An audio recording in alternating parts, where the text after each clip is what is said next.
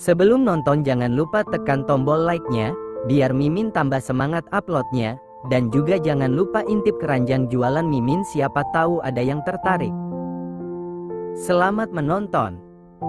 Jam sudah menunjukkan pukul 1 dini hari. Julia sudah tertidur dengan lelapnya, tapi tidak dengan Marge.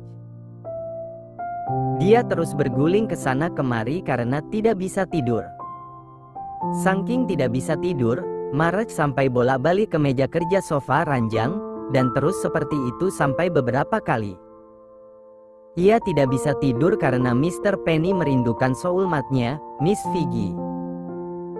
Tapi Marge sadar kalau Miss Figgy sedang dalam masa karantina 14 hari.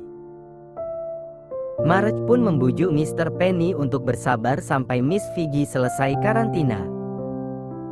Tapi sepertinya Mr. Penny tidak peduli, pokoknya air kental yang ada dalam tabung penampungannya harus segera dikeluarkan. Seandainya Mr. Penny bisa bicara, pasti Mr. Penny akan bilang, kan bisa pakai cara lain, dodoli pet. Tapi Marge tidak melakukan itu, karena tidak tega melihat Julia yang sangat nyenyak tidurnya. Sudahlah, aku kerjakan sendiri saja, daripada aku tidak bisa tidur. Lirih Marge. Marge pun beranjak dari atas ranjang lalu berjalan menuju kamar mandi. Di ruang tidur, meninggalkan Marge yang sedang berusaha membujuk Mr. Penny. Di ruang tidur ada Julia yang terbangun karena tidak mendapati suaminya di sebelahnya. Marge. Lirih Julia memanggil Marge. Tak ada jawaban dari Marge, tapi Julia mendengar ada suara dari dalam kamar mandi. Perlahan Julia pun beranjak dari tempat tidur dan berjalan menuju kamar mandi. Ceklek. Julia membuka pintu kamar mandi yang tidak Marge kunci. Sontak Marge yang sedang membujuk Mr. Penny pun menoleh ke arah pintu. Mata mereka berdua sama-sama membelalak. Marge kaget karena Julia melihatnya sedang dalam keadaan membujuk adik kecilnya, sedangkan Julia kaget karena melihat Marge sedang mencekik adik kecilnya. Cepat-cepat Marge menaikkan kembali celananya. "Kau bangun?" tanya Marge sambil berjalan mendekati Julia yang masih tercengang di depan pintu kamar mandi. "Apa Mr. Penny bangun?" tanya Julia. "Tadi iya, tapi aku sudah menenangkannya sendiri," jawab Marge.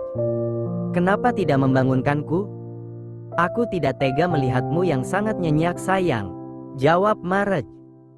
"Sudah ayo, kita tidur lagi," ajak Marge sambil memutar tubuh Julia. Marge pun menggiring Julia kembali ke ranjang dan mereka pun naik ke atas ranjang. "Kap." Marge mengecup kening Julia. "Tidurlah," ucap Marge lalu membalikkan tubuhnya memunggungi Julia. Marge melakukan itu karena saat ini Mr. Penny-nya kembali meronta minta dinina bobokkan oleh Julia. Melihat suaminya memunggungi dirinya, Julia yakin kalau saat ini pasti Marge sedang berusaha menahan hasratnya.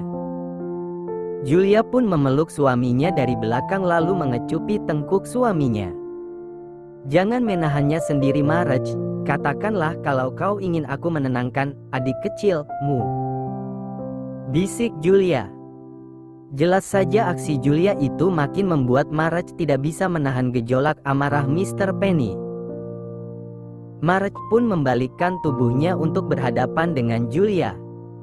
"Aku tidak ingin membuatmu lelah baby," ucap Marge. "Tidak ada kata lelah untuk melayanimu Marge," jawab Julia. Julia pun mulai mendaratkan bibirnya di bibir Marge. Tak perlu ditanyakan lagi bagaimana respon Marge, ia langsung menyambut bibir Julia dengan senang hati, ciuman panas pun tak terelakkan. "Terima kasih sudah membantuku menenangkan Mr. Penny," ucap Marge lagi sambil menyeka air yang ada di bibir Julia. Dan kata kedua ini adalah kata wajib yang harus diucapkan oleh para suami pada istri mereka sebagai wujud apresiasi para suami atas pelayanan istri mereka. Dalam hal ini bukan hanya pelayanan dalam hal ranjang saja, melainkan juga atas semua pelayanan istri untuk suami. Julia menganggukkan kepalanya. Marge pun mencium bibir Julia dan Julia membalasnya. Ciuman yang tadinya lembut lama-kelamaan menjadi ciuman panas. Julia mengalungkan tangannya ke leher Marge. Merasa hasratnya juga perlu dilepaskan, Julia melepaskan tautan bibir mereka. "Marge, puaskan aku," pinta Julia dengan nafas yang memburu. "Baiklah, seperti yang kau minta, baby," balas Marge. 1 bulan kemudian. Setelah 1 bulan Julia menghadapi Marge yang teramat posesif padanya, akhirnya hari ini Marge mengizinkannya untuk mulai beraktivitas kembali, ya meski dengan begitu rentetan syarat yang Marge ajukan. Tak ingin membiarkan istrinya lelah, Marge pun memanggil Big Narsih, pembantunya yang dulu saat ia masih mengarungi biduk rumah tangga dengan May. Setelah bercerai dengan May, Marge langsung menjual rumah itu dan Big Narsih terpaksa harus kembali ke kampung. Meski Marge tidak lagi memakai jasa Big Narsih, tapi dengan rutin Marge mengirim uang bulanan untuk Big Narsih, karena tahu Big Narsih masih memiliki 2 tanggungan anak yang masih sekolah. Hari ini adalah hari peresmian WO dan EO milik Julia, peresmian yang sangat terlambat dari waktu yang Marge janjikan pada Julia sebelum Julia mengalami musibah. Tapi tak apa, toh yang penting tetap dilakukan peresmian. Tak ingin bekerja sendiri, Julia juga mengajak Novi sebagai partnernya untuk mengembangkan WO dan EO miliknya. Rumah Julia yang lama pun sudah Marge ratakan bersama dengan rumah yang ada di sebelah rumah itu yang sudah Marge beli. Dengan seizin Julia, Marge akan membangun ulang rumah itu menjadi rumah untuk keluarga kecilnya. Acara potong pita pun selesai dan dilanjutkan dengan acara makan-makan. Julia, nenek Julia dan Novi duduk dalam satu meja bundar, sedangkan Neon dan Marge asyik berkeliling untuk menyapa para tamu undangan yang datang. "Kau kenapa, Novi? Wajahmu pucat sekali," tanya nenek Julia saat melihat wajah cucu angkatnya itu pucat dan mengeluarkan keringat dingin. "Entahlah, Nek, badanku rasanya tidak enak." Sepertinya Novi kurang istirahat karena beberapa hari ini sibuk mengurus persiapan peresmian ini, jawab Novi. "Kalau kau sakit, kau pulang saja. Toh acara juga mau selesai," sahut Julia. Novi menggelengkan kepalanya. "Gak apa-apa, Kak, aku masih bisa tahan kok," balas Novi. Tak berapa lama Marge dan Neon pun menghampiri meja para istri mereka. "Sepertinya kalian senang sekali ditinggal oleh kami," tanya Marge sambil mendaratkan bokongnya ke kursi kosong yang ada di sebelah Julia. "Senanglah, karena tidak ada para suami yang bawel," malah nenek Julia yang menyahut. "Kau kenapa, sayang? Kenapa wajahmu pucat sekali?" tanya Neon saat melihat Novi. "Sepertinya Novi sakit, bawalah Novi pulang, Neon."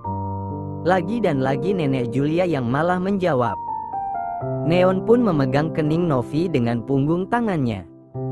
"Tidak panas," lirih Neon. "Memangnya sakit harus panas? Sana cepat bawa Novi pulang," geram nenek Julia. "Ayo kita pulang, sayang," ajak Neon. "Aku tidak apa-apa, sayang. Acaranya kan sebentar lagi juga selesai," balas Novi.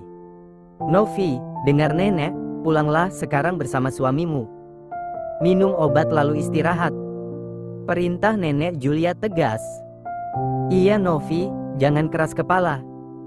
Wajahmu pucat sekali," timpal Julia. "Ayo kita pulang, sayang, dengarkan kata nenek dan kakakmu," timpal Neon menambahkan.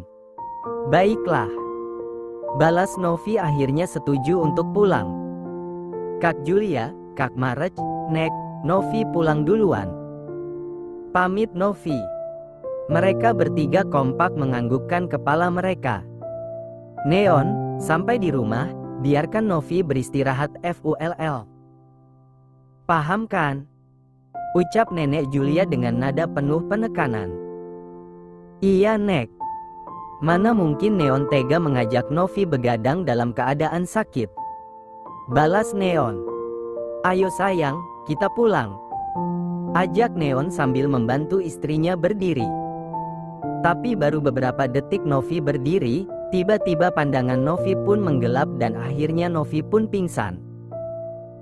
Jelas saja pingsannya Novi membuat Neon panik dan membuat heboh satu ruangan. Cepat bawa Novi ke rumah sakit Neon, ucap Nenek Julia panik. Cepat-cepat Neon menggendong Novi ala bridal style dan berlari keluar dari ruangan itu. Julia dan nenek yang panik pun hendak menyusul Neon yang sudah keluar dari ruangan itu. Tapi dengan cepat Marge menarik tangan Julia. Jangan kemana-mana, tamu belum berpulangan, larang Marge. Tapi Novi. Iya Julia, kalian di sini saja sampai tamu kalian pulang, biar nenek yang ikut ke rumah sakit.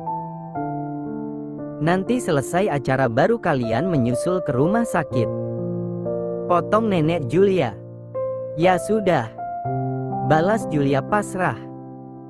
Marge pun menjentikkan jarinya sambil memanggil Mang Sardi, supir pribadi Mei dulu, tapi setelah dirinya dan Mei bercerai, Mang Sardi, Marge pekerjakan sebagai supir perusahaan. Tapi nanti setelah rumah impian Marge Julia telah selesai, Mang Sardi akan kembali dipekerjakan sebagai supir pribadi untuk Julia. Mang Sardi yang mendengar Marge memanggil dirinya pun berlari menghampiri Marge. Iya tuan, tolong antarkan nenek menyusul Neon. Perintah Neon. Ayo Nek, ajak Mang Sardi. Nenek Julia dan Mang Sardi pun berjalan terburu-buru keluar dari dalam ruangan meninggalkan Marge dan Julia yang harus menjamu para tamu. Bersambung.